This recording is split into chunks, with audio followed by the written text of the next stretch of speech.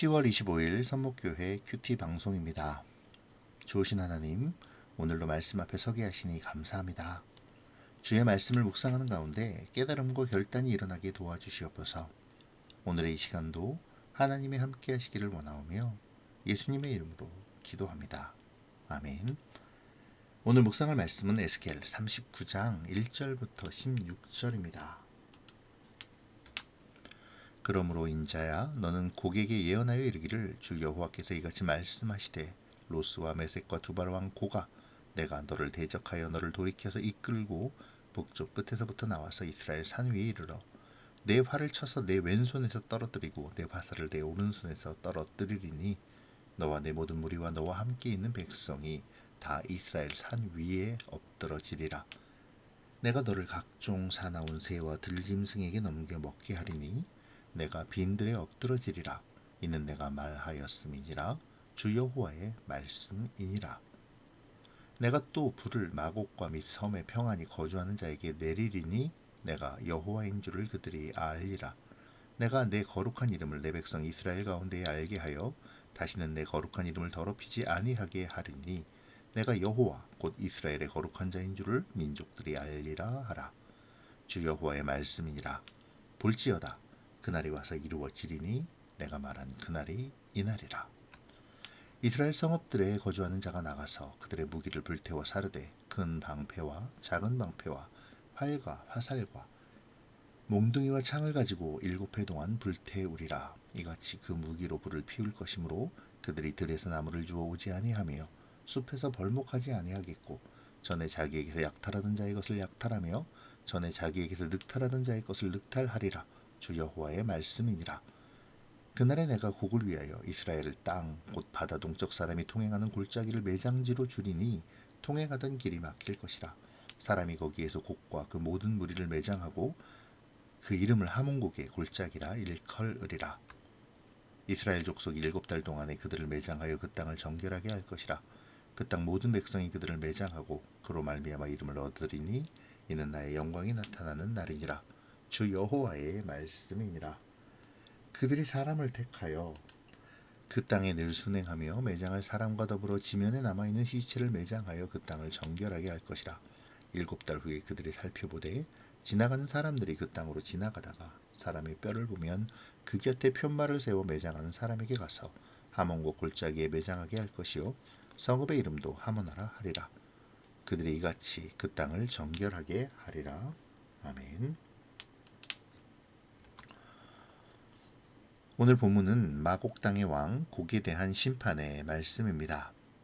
토요일 묵상에서 말한 바와 같이 하나님께서 이스라엘을 향한 곡의 도발을 허락하신 것은 이스라엘을 심판하기 위함이 아니라 완성될 이스라엘을 위해 악을 제거하기 위함이셨죠.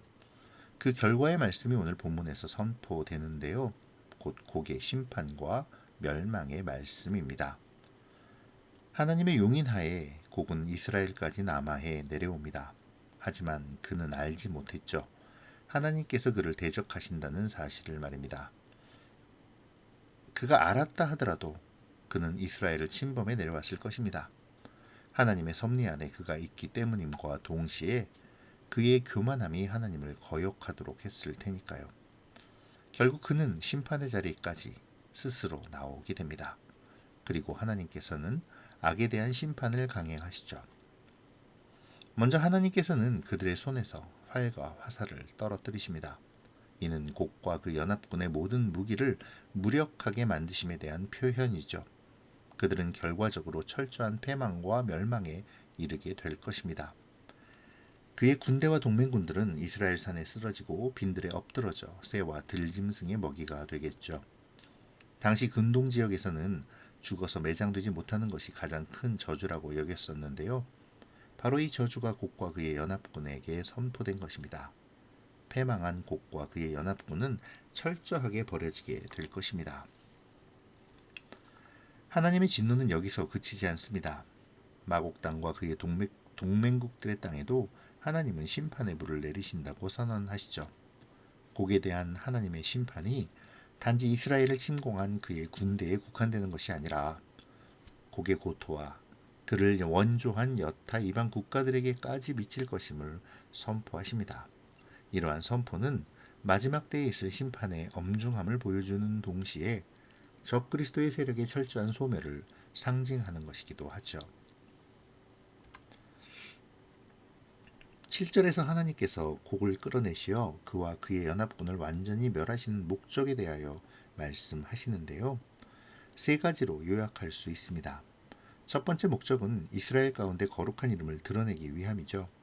이로써 이스라엘은 내 백성 이스라엘을 보호해 주시는 여호와 하나님의 능력을 알게 될 것입니다. 두 번째는 그 거룩한 이름이 다시는 더럽혀지지 않게 하기 위함이죠.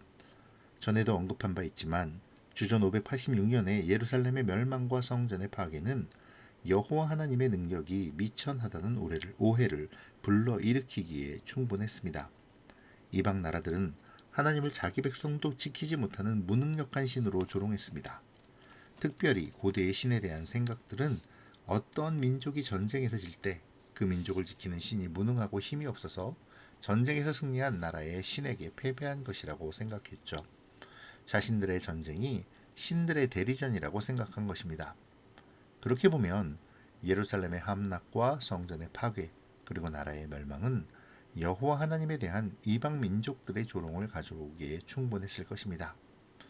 그러나 곡에 대한 승리로 말미암아 악은 패퇴하게 되었고 하나님의 새로운 창조, 곧 새하늘과 새 땅의 영원한 성전의 시대가 도래하게 되었던 것이죠.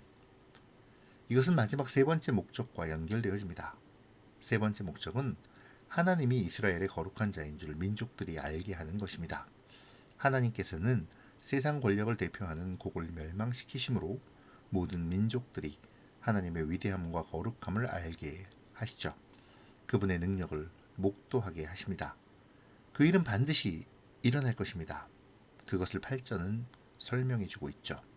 곡의 멸망은 아직 먼 미래에 속하지만 하나님의 때, 곧 그날에 반드시 이루어질 것입니다. 이어지는 9절과 10절은 침략자들이 가지고 온 무기를 불태우는 장면인데요.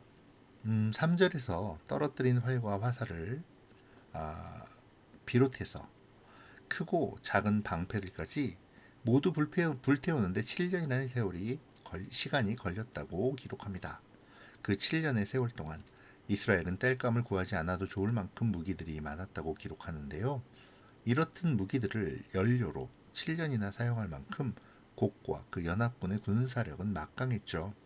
하지만 이러한 사실은 오히려 그 막강한 군사력이 하나님의 권능 앞에서 아무런 쓸모없는 무용지물일 수밖에 없음을 증명해 주는 것입니다.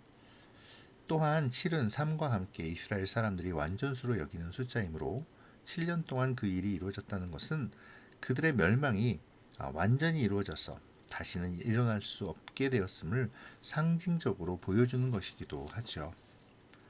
하나님의 심판으로 전쟁에 패하고 들과 산에 넘어뜨려진 곡과 그의 연합군들은 들짐승과 육식하는 새들의 먹이로 방치되고 있었지만 하나님은 그들을 매장하라고 명령하시죠.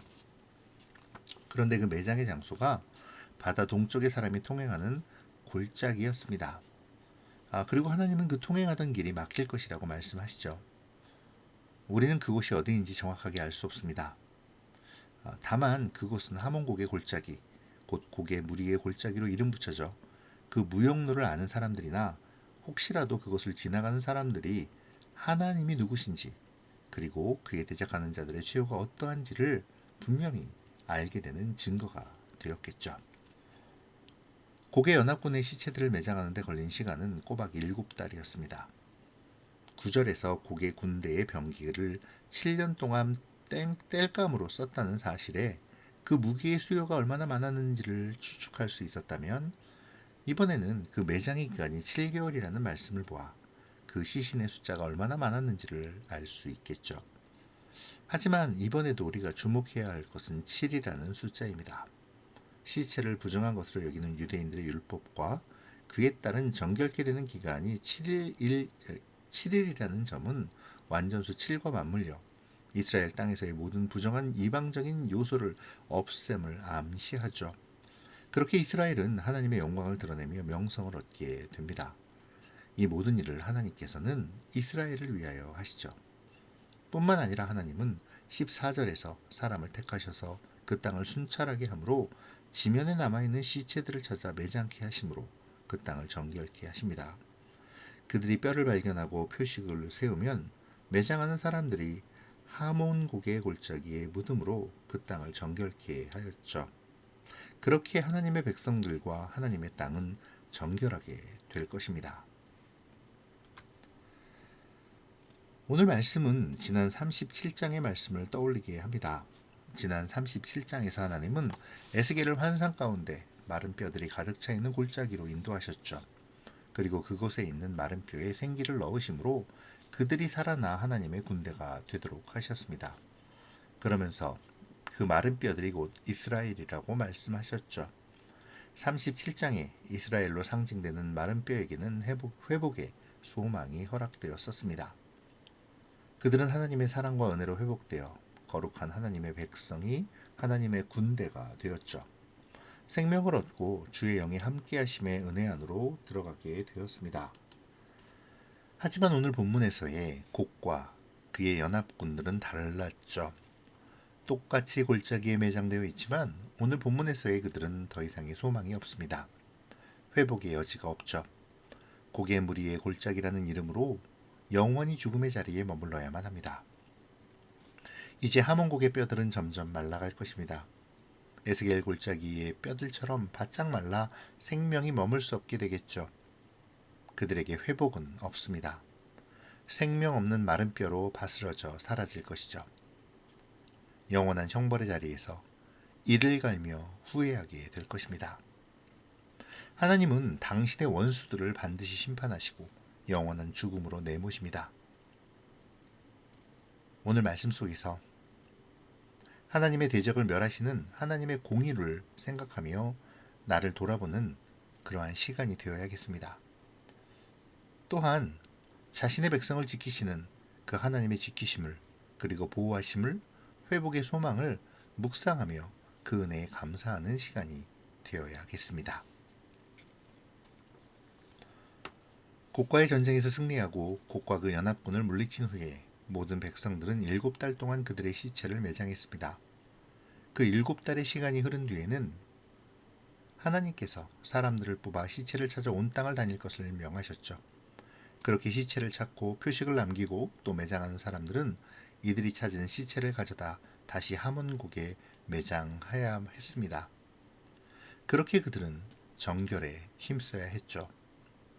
전쟁은 끝났으며 전리품으로 7년을 쓸 정도의 연료를 얻었지만 중요한 것은 그 땅에 남아있는 죄악을 없애는 일이라고 하나님은 알려주십니다. 그들은 승리의 기쁨보다 자신들의 땅에서의 하나님 앞의 정결을 더 신경 써야 하죠. 그리고 이것은 오늘을 살아가는 영적인 이스라엘이자 하나님의 백성인 우리에게도 동일하게 적용되는 것입니다.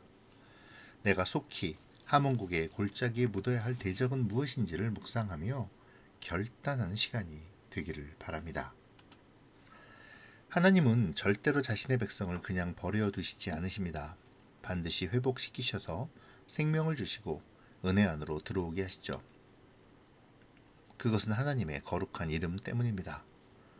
거룩한 이름을 나타내시고 드러내시기 위해 자신의 백성을 지키시고 인도해 주시죠. 오늘 말씀을 묵상하시며 나를 선택하시고 의롭다 인정해 주시며 하나님의 백성으로 또 자녀로 삼아 주심으로 생명에 거하게 하시는 그 하나님의 은혜를 묵상하기를 바랍니다. 죽음 가운데 절대로 버려두시지 않으시는 하나님의 그 사랑하심을 느끼기를 원합니다. 그리고 그 하나님의 은혜 안에서 그 은혜를 지키기 위해 그리고 하나님의 거룩한 이름을 드러내며 자랑하기 위해 내가 살아내야 할 오늘을 묵상해 보시기를 바랍니다. 기도로 마치겠습니다. 고마우신 하나님, 오늘도 묵상의 자리에서 말씀 안에 위로와 힘을 얻게 하시니 감사합니다. 오늘 말씀 속에서 보호하시고 지키시며 대적을 멸하시고 승리를 얻게 하시는 하나님의 인도하심의 은혜를 기억하게 하시고 오직 하나님의 영광을 드러내고 하나님의 이름을 드높이는 삶을 살도록 붙잡아 주시옵소서. 내 안에 하나님을 대적하는 요소가 있는지 살피게 하시며 사소한 것이라 할지라도 찾아내어 하몬곡에 묻어버림으로 주님 앞에 정결을 유지하는 주의 백성의 삶이 되게 도와주시옵소서. 오늘의 삶도 주님과 동행하며 은혜를 얻기를 소원하오며 예수님의 이름으로 기도합니다. 아멘.